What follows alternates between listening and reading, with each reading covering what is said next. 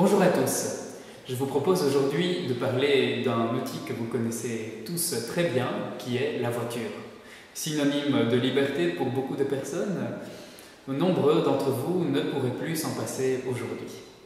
Alors, toute voiture est constituée d'une partie avant qui s'appelle le capot et qui renferme le moteur, les bougies et la batterie.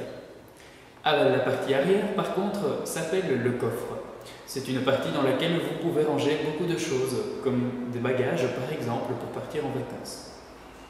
Tout le long de la voiture, il y a le pare-choc, c'est-à-dire une partie en plastique qui vous permet de protéger l'automobile en cas d'accident. La voiture est également constituée de deux plaques d'immatriculation, une plaque à l'avant, une plaque à l'arrière. Elle est constituée de chiffres ou de lettres et permet l'identification du véhicule ainsi que de l'automobiliste.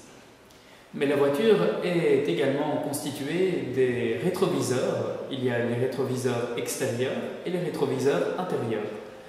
Les trois permettent tant à l'automobiliste qui conduit la voiture de savoir si certaines autres autos le suivent ou s'ils veulent le dépasser. Également, il est à noter la voiture est constituée de clignotants sur le côté de la voiture qui permettent de savoir pour l'automobiliste qui suit la voiture si celle-ci va tourner à droite ou à gauche. Autre élément très important de la voiture, ce sont les feux. Ils sont de trois types.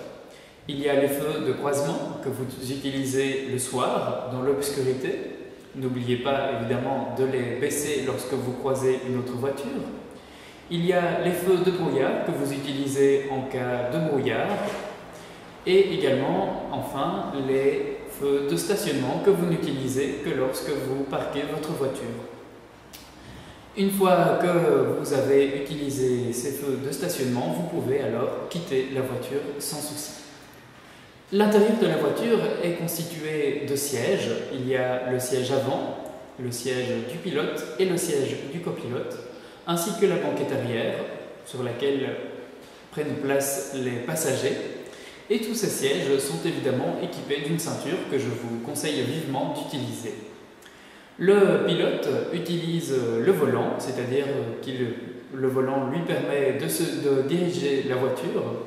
Le volant est évidemment directement relié aux pédales. Vous connaissez déjà les pédales. Il y a la pédale d'embrayage, la pédale d'accélérateur et la pédale de frein. Mais ces pédales ne seraient rien sans la boîte à vitesse, qui est très utile, sauf dans le cas d'une voiture automatique. Alors, pour démarrer la voiture, évidemment, il faut enclencher la première vitesse. Ensuite, progressivement, en fonction de la vitesse, nous passons la deuxième vitesse, la troisième, la quatrième ou la cinquième. Ou vous pouvez également enclencher la marche arrière. Et en cas de freinage intensif, vous pouvez utiliser le frein à main. Ou dans le cas où vous parquez votre voiture dans une pente très forte. Donc les voitures sont de toutes les formes et de tous les formats possibles. Vous avez beaucoup de choix. Mais une règle d'or pour pouvoir profiter pleinement de votre voiture, c'est de la faire réviser chaque année, de l'apporter en tout cas au garage pour réviser les différentes pièces qui peuvent s'user. C'est ce que l'on appelle le garage technique. Et également, n'oubliez pas de faire la vidange de la réserve d'huile qui peut rapidement se salir. Et comme vous le savez, les voitures malheureusement n'apportent pas que des avantages. Il peut y avoir parfois des accidents. C'est-à-dire que vous pouvez par exemple brûler la priorité d'un autre automobiliste. Dans ce cas-ci, les deux voitures vont se heurter.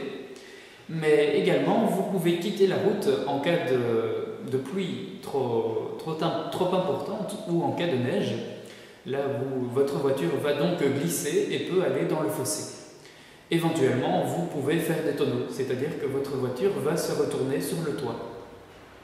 Dans le cas d'un accident, c'est toujours désagréable et on est généralement de mauvaise humeur. mais je vous conseille là de garder votre calme et de remplir le constat correctement afin de définir qui est en tort, si vous-même êtes en tort ou si c'est l'autre automobiliste. Dans ce cas-ci, vous pourrez faire appel aux assurances qui normalement vous rembourseront la réparation.